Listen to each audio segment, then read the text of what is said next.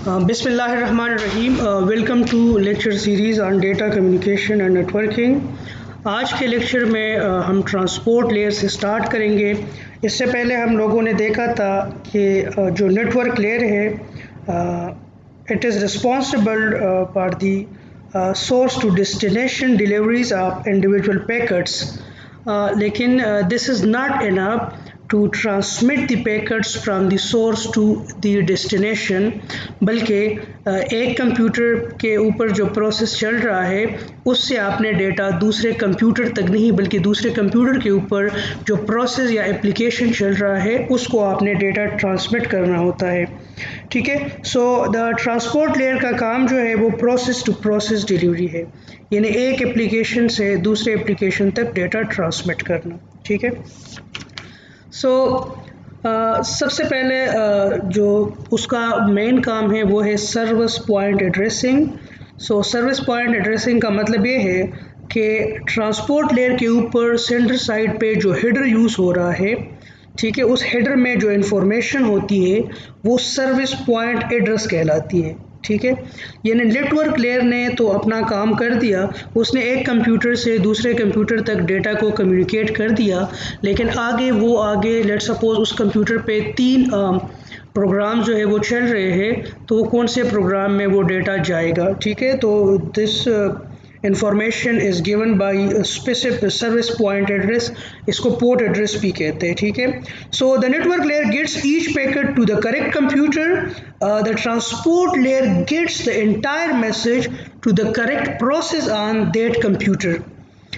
इसके अलावा transport layer का काम है segmentation at the sender side and reassembly at the receiver side. Let's suppose आपके सेंडर ने आपके डेटा को लेट्स सपोज 50 सेगमेंट्स में डिवाइड कर दिया। ठीक है, तो उसको हर एक सेगमेंट को नंबरिंग करते हैं, लेबल करते हैं कि this is segment 1, segment 2, segment 3, तो this is segmentation. And reassembly is actually जब आपके रिसीवर के पास ये सारे सेगमेंट्स आ जाते हैं तो उनको रीअसेंबल करता है कि सेगमेंट 1 पहले, ठीक है, सेगमेंट 2, सेगमेंट 3, लेट्स सपोज देखिए 50 सेगमेंट्स है सेंडर के साइड पे, तो उसमें से लेट्स सपोज 49 जो है रिसीव हो गए और एक दरमियान का सेगमेंट है 35, वो कहीं पे ड्रॉप हो गया है। तो ये क्या करेगा, ये जब इसको रीअसेंबल करेगा तो 39 नंबर सेगमेंट जो है वो दोबारा उसको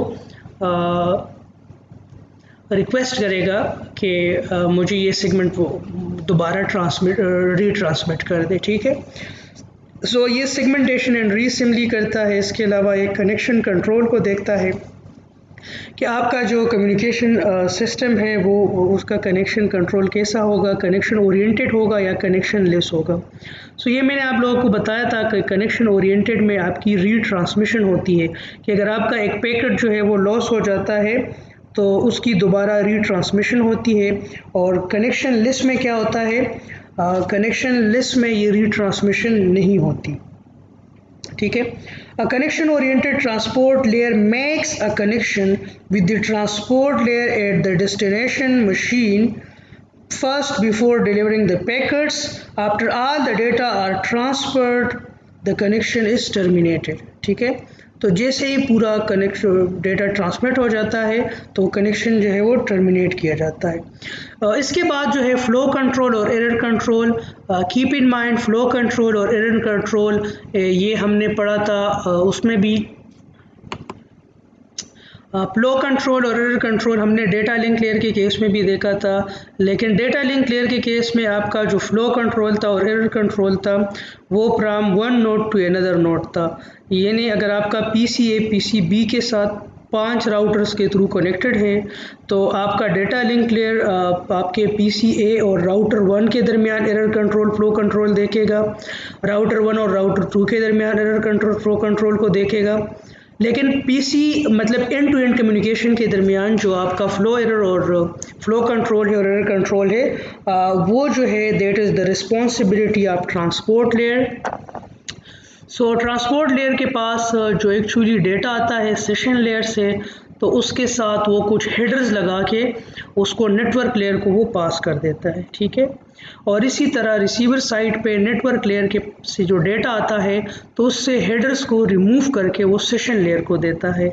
सो this is the role of transport layer at both the receiving and sender side. So now the transport layer is responsible for the delivery of a message from one process to another, ठीक है। यानी एक node से दूसरे node के दरमियान delivery का काम जो है वो नहीं है, बल्कि एक प्रोसेस से दूसरे प्रोसेस के दरमियान, ठीक है। अच्छा, इसके बाद सेशन लेयर का काम जो है वो है dialogue control and synchronization of bits.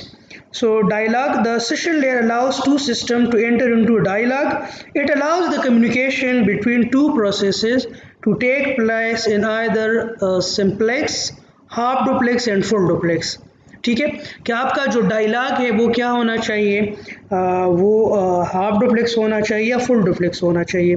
तो हाफ डुप्लेक्स में मैंने आप लोगों को बताया था कि उसमें एट अ टाइम एक बंदा जो है वो कम्युनिकेट करता है और दूसरा जो है वो रिसीव करता है, ठीक है। जिस तरह बाकी टॉकी की एग्जांपल मैंने आप लोगों को दी थी, तो that was the best example of half duplex, यानी वन वे कम्युनिकेशन।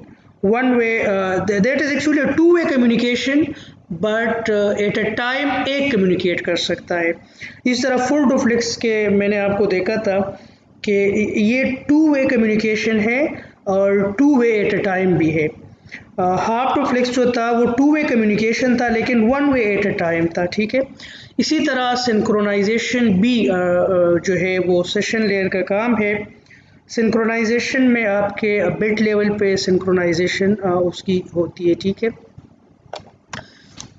तो सेशन लेयर का काम है, अगर आप इसका बिग पिक्चर देखें, सेशन लेयर का काम है कि ये ट्रांसपोर्ट लेयर प्रेजेंटेशन लेयर से डेटा लेके ट्रांसपोर्ट लेयर को फॉरवर्ड कर दे और अपना जो कोई हेडर है वो ऐड कर दे। तो उस हेडर में आपके डायलॉग कंट्रोल के कुछ इन्फॉर्मेशन हो सकते हैं, आपके पास उसमें सिंक्रोनाइजेशन के इन्फॉर्मेशन हो सकते हैं। So the session layer is responsible for dialogue control and synchronization. इसके बाद प्रेजेंटेशन लेयर है। तो प्रेजेंटेशन लेयर का काम जो है सेंडर साइड पे, उसका काम है एप्लीकेशन लेयर से डेटा लेके उसके साथ कुछ हेडर ऐड करके उसको सेशन लेयर को फॉरवर्ड करना होता है। और रिसीवर साइड पे उसका काम होता है सेशन लेयर से डेटा लेके हेडर रिमूव करके ट्रांसपोर्ट लेयर पे उसको फॉरवर्ड करना है। So presentation layer is responsible for translation, compression and encryption. अब हम देखेंगे कि ट्रांसलेशन क्या होता है, कंप्रेशन क्या होता है एंड इनक्रिप्शन क्या होता है। देखिए, आपके जो भी कंप्यूटर्स होते हैं, सारे कंप्यूटर्स जो है वो डिफरेंट इनकोडिंग सिस्टम्स जो है वो यूज़ करते हैं। सो प्रेजेंटेशन लेयर का ये काम है कि it is responsible for the interoperability, ठीक है, between these different encoding methods, ठीक है। यानी ये ट्रांसलेशन है कि आपने बिट्स से डेटा को ट्रांसलेट करना है, करेक्टर्स को, नंबर्स को, टेक्स्ट को, ठीक है। यानी this translation from bits to characters, text, images, video, audio, इस ये ट्रांसलेशन, ठीक है, ये काम है। सेंडर साइड पे इसका काम है डेटा को ट्रांसलेट करना बिट्स में, और रिसीवर साइड पे इसका काम है बिट्स को ट्रांसलेट करना डेटा में, यानी मीनिंगफुल डेटा, आपकी ऑडियो, वीडियो, इन चीज़ों में ट्रांसलेट करना। इसके अलावा इनका काम है इनक्रिप्शन। अगर आप लोग कोई सेंसिटिव इन्फॉर्मेशन जो है वो भेज रहे हैं तो आपका जो कम्युनिकेशन सिस्टम है उसमें इनक्रिप्शन का भी एक मॉड्यूल होना चाहिए कि आपका डेटा जो है वो सेंडर साइड पे इनक्रिप्ट हो और चैनल को आपका इनक्रिप्टेड डेटा फॉरवर्ड हो, और रिसीवर साइड पे आपका डेटा जो है वो डीक्रिप्ट हो। इसके अलावा कंप्रेशन जो है, हम बाद औक़ात कंप्रेशन भी करते हैं, बैंडविड्थ को बचाने के लिए हम कंप्रेशन करते हैं, ठीक है। सो डेटा कंप्रेशन में क्या होता है कि आपकी रिटर्नड इन्फॉर्मेशन जो है वो आप उसको ख़त्म कर देते हैं, और आपको फिर कम बिट्स जो है भेजने पड़ते हैं। सो data compression reduces the number of bits content in the information. Data compression becomes particularly important in the transmission of multimedia such as text, video and audio. तो कंप्रेशन के अपने टेक्निक्स होते हैं, कुछ लॉसी कंप्रेशन होता है और कुछ लॉसलेस कंप्रेशन होता है। लॉसलेस कंप्रेशन का मैं आप लोगों को एक बहुत ही बेस्ट एग्जांपल देता हूँ और मैं आप लोगों को बताऊँ कि ये एग्जांपल जब मैं यहाँ पे इंटरव्यू दे रहा था तो एग्जांपल उन्होंने मुझसे पूछा था लॉसी कंप्रेशन, लॉसलेस कंप्रेशन का, वीडियो कंप्रेशन का एग्जांपल दे दे। देखिए सिंपल सी बात है, देखिए लेट सपोज आप एक जगह पे बैठे हैं, ठीक है, और या न्यूज़ कास्टर की एक एग्जांपल मैं आपको देता हूँ। न्यूज़ कास्टर का काम क्या है कि उसने अपने उसका जो स्टूडियो होता है उसमें बैठ के उसने न्यूज़ जो है वो मतलब देने होते हैं, ठीक है। तो उसमें क्या होता है कि उसके पीछे जो बैकग्राउंड है वो चेंज नहीं हो रहा, सिर्फ अगर आप देखें तो उसकी ऑडियो चेंज हो रही है, वीडियो में उसकी सिर्फ ऑडियो चेंज हो रही है और उसके जो लिप्स है वो मूवमेंट करते हैं, बाकी हाथ भी उसके स्टैंड स्टिल होते हैं, वो बिल्कुल स्टैंड स्टिल होती है, लेकिन उसके मुंह जो है, जो लिप्स है, उसकी मूवमेंट होती है। तो इस तरह हो सकता है कि पूरे फ्रेम्स, हर एक फ्रेम को सेंड करने की बजाय फ्रेम्स के उस पोर्शन को ट्रांसमिट किया जाए। लेट्स सपोज आपने एक फ्रेम भेज दिया, ठीक है, अब दोबारा दूसरा फ्रेम जो आप भेज रहे हैं, पूरा फ्रेम भेजने की ज़रूरत नहीं है क्योंकि पीछे बैकग्राउंड जो है वो चेंज नहीं हो रहा, तो जिस फ्रेम में जहाँ पे चेंजेस है उस आप उसको भेज दें। तो this is a good example of lossless compression, ठीक है। इसके अलावा एप्लीकेशन लेयर का काम जो है इसने the application layer actually enable the user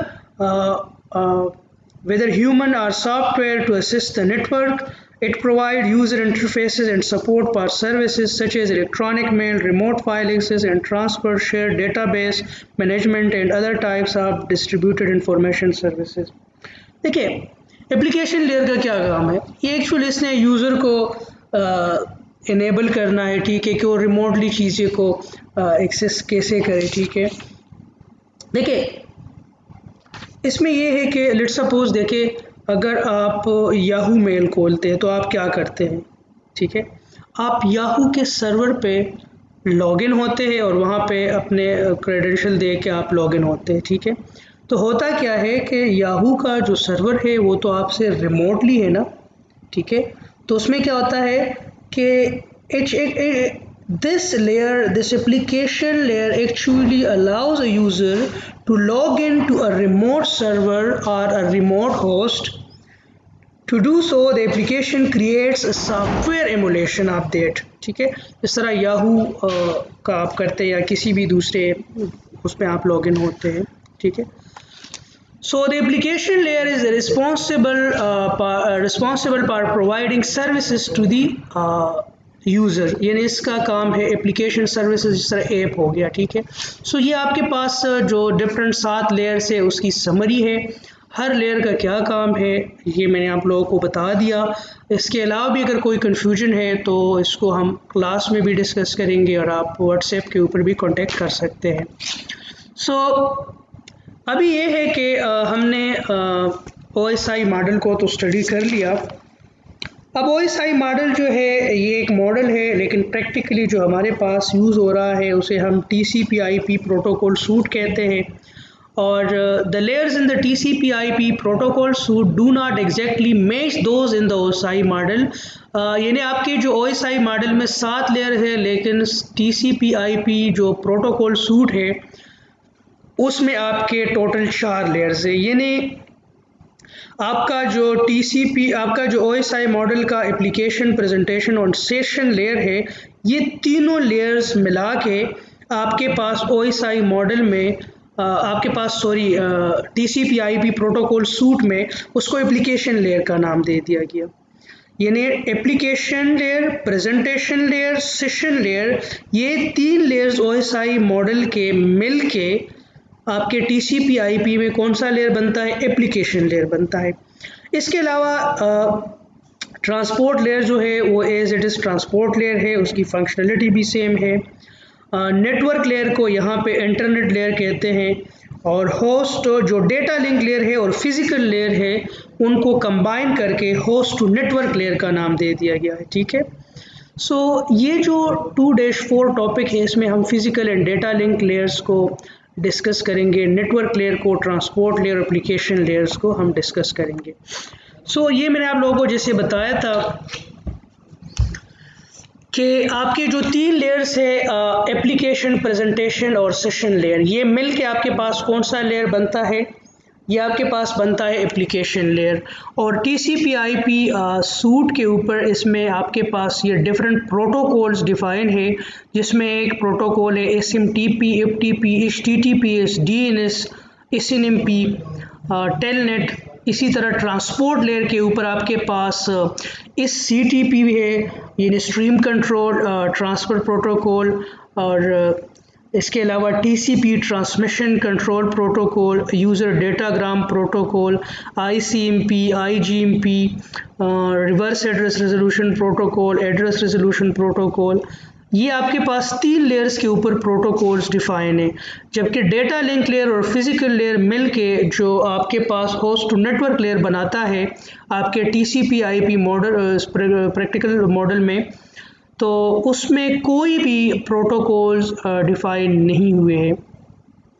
ठीक है जी, अब हम एड्रेसिंग को डिस्कस कर सकते हैं कि हमारे पास बेसिकली 4 किस्म के एड्रेसेस होते हैं। एक फ़िज़िकल एड्रेस होता है, लॉजिकल एड्रेस होता है, पोर्ट एड्रेस होता है, स्पेसिफिक एड्रेस होता है। तो अभी हम देखेंगे कि जब हम कम्युनिकेशन कर रहे होते हैं तो ये एड्रेसेस कैसे यूज़ होते हैं। और ये भी मैं आपको बता दूं कि ये एड्रेसेस कौन कौन से लेयर्स के ऊपर जो है वो डिफ़ाइन होते हैं। तो आपका जो फ़िज़िकल एड्रेस है वो TCP/IP मॉडल में, TCP/IP जो आपका सूट है उसमें ये होस्ट टू नेटवर्क लेयर के ऊपर ये फ़िज़िकल एड्रेस जो है ये असाइन की जाती है, और उसका जो इंटरनेट लेयर है उस पर लॉजिकल एड्रेस असाइन की जाती है। ट्रांसपोर्ट लेयर के ऊपर जो है पोर्ट एड्रेस जो है वो असाइन की जाती है, और एप्लीकेशन लेयर्स के ऊपर जो है वो स्पेसिफिक लेयर जो है वो स्पेसिफिक एड्रेस जो है वो असाइन की जाती है।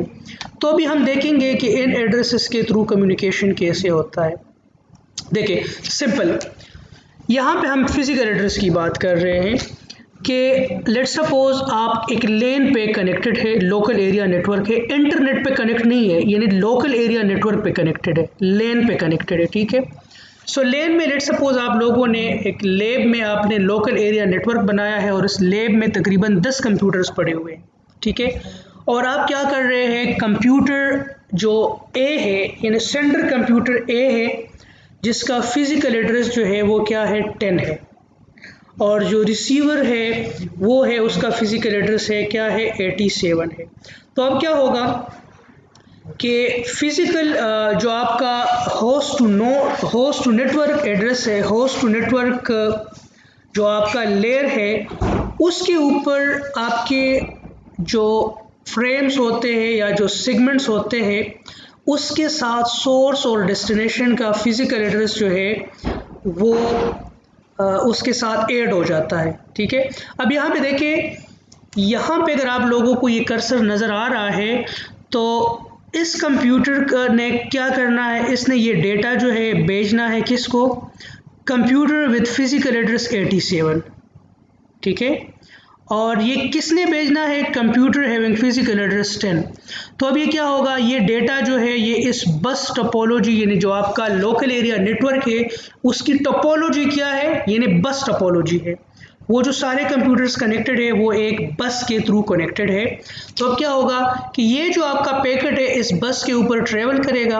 अब क्या होगा, ये इस बस के साथ जो कंप्यूटर हैविंग फिजिकल एड्रेस 28 है उसको भी जाएगा, ये फिर आगे जाएगा कंप्यूटर हैविंग फिजिकल एड्रेस 53 उसको भी जाएगा, आगे जाएगा कंप्यूटर हैविंग फिजिकल एड्रेस 87 उसको भी जाएगा, और आगे जो एक टर्मिनेटर लगा हुआ है तो वहाँ पे पैकेट जो है ये ख़त्म हो जाएगा। ठीक है, अच्छा अब क्या होगा, जब ये packet computer having physical address 28, ठीक है, यानी वो कंप्यूटर जो लेन पे कनेक्टेड है और उसका फिजिकल एड्रेस 28 है, जब उसके पास ये पैकेट आएगा तो उस पैकेट को देखेगा कि इसमें ठीक है सेंडर का फिजिकल एड्रेस पैकेट में क्या है 10 है, लेकिन रिसीवर का फिजिकल एड्रेस क्या है 87 है, तो इट्स मीन कि ये पैकेट मेरे लिए नहीं है, वो डिस्कार्ड कर देगा इस पैकेट को। फिर क्या है, ये पैकेट तो दूसरे कंप्यूटर पे जो लेन के ऊपर दूसरे कंप्यूटर है उसको भी रिसीव हुआ है। तो यहाँ जो डायग्राम है उसमें आपको एक कंप्यूटर शो किया गया है जिसका फिजिकल एड्रेस क्या है 53 है। अब ये जो पैकेट है ये 53 वाले कंप्यूटर पे भी आया है, तो अब इसने देखा कि ठीक है सेंडर का फिजिकल एड्रेस तो 10 है, यानी ये मेरे पास कंप्यूटर हैविंग फिजिकल एड्रेस 10 से आया है, लेकिन ये जाना कहाँ पे है, ये तो 87 वाले फिजिकल एड्रेस कंप्यूटर के पास जाना है, मेरा तो 87 फिजिकल एड्रेस है ही नहीं, तो उसने क्या करना है उसको डिस्कार्ड कर देना है। अब देखिए ये आपके पास जो रिसीवर है, जो एक्चुअल रिसीवर है, जो इंटेंडेंट रिसीवर है, उसके पास भी ये आपके पास चला गया। अब उसने देखा कि ठीक है ये जो पैकेट है ये कंप्यूटर फिजिकल एड्रेस 10 से आया है और ये जो आया है ये आया है कंप्यूटर हैविंग फिजिकल एड्रेस 87 के लिए। अच्छा गुड, मेरा भी फिजिकल एड्रेस 87 है और पैकेट के जो अंदर डेटा है उसका भी रिसीवर का जो फिजिकल एड्रेस 87 है, तो ये उसको कॉल देगा और ये जो है रिसीव कर लेगा। So this is how physical address is used in transferring transferring data from one computer to another computer on the same network. Keep in mind physical address जो है वो सेम नेटवर्क के ऊपर यूज होता है। सो ये आप लोगों को एक एग्जांपल दिया गया है कि फिजिकल एड्रेस का जो है वो शक्ल कैसे होता है। सो फिजिकल एड्रेस का जो है वो 48 बिट्स का होता है, 6 बाइट का फिजिकल एड्रेस होता है जिसमें 2 हेक्साडेसिमल डिजिट्स होते हैं, ठीक है। और ये आपका जो कंप्यूटर या के ऊपर जो नेटवर्क इंटरफेस कार्ड होता है ये उसी के ऊपर होता है और इसके थ्रू जो है आप लोकल एरिया नेटवर्क के ऊपर आप कम्युनिकेट करते हैं, ठीक है। इसके बाद जो है